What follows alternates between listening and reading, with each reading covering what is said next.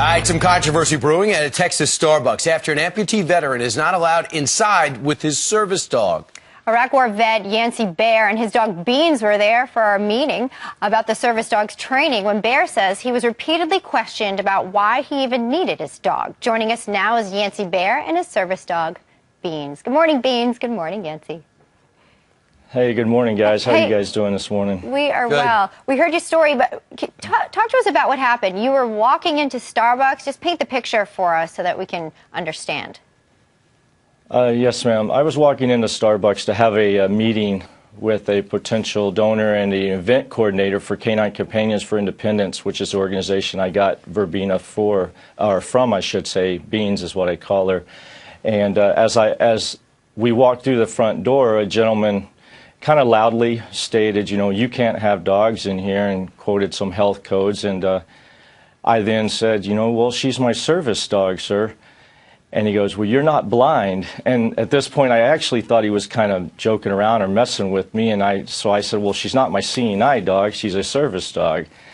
And then he kind of, his body language is getting all like confused, and he starts waving his arms, and he says, well, what does she do? And I told him, she opens and closes doors and drawers. She can retrieve items for me. She turns lights on and off. And he then stated, he kind of went on back and forth a little bit, and then he says, well, why can't you do that?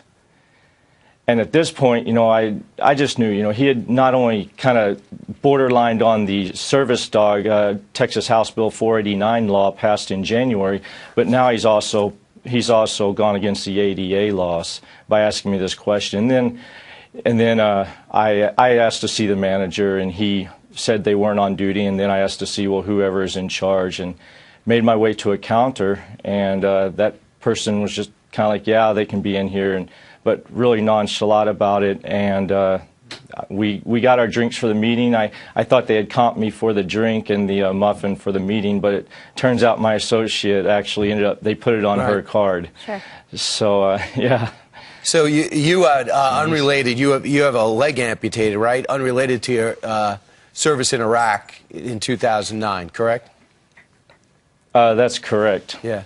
So this sir, main thing is, so since that time, obviously Starbucks has had a line for everything you talked about. You have not heard from the corporate office, but you did hear from the district manager who said this: we have spoken with the customer to apologize for his experience, and we hope to have the opportunity to serve him again. Will you give them that opportunity? I will not give them that opportunity, sir. How do you feel about everything, even in retrospect with the apology?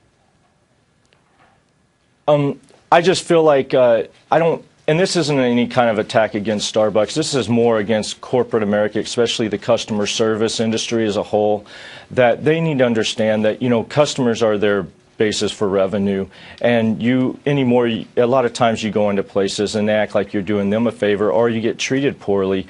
But my big stance is for disabled Americans, that you can't always judge a person by the way they look when they walk into your store, and you don't always know what their disability is. That day I had slacks and a dress shirt on, and my gait is a pretty good gait. Sure. And so this gentleman, I'm sure, didn't know that I had a leg amputation, but it's really none of his business what my disability is. Right. Powerful message, Yancey, that you have for everybody out there.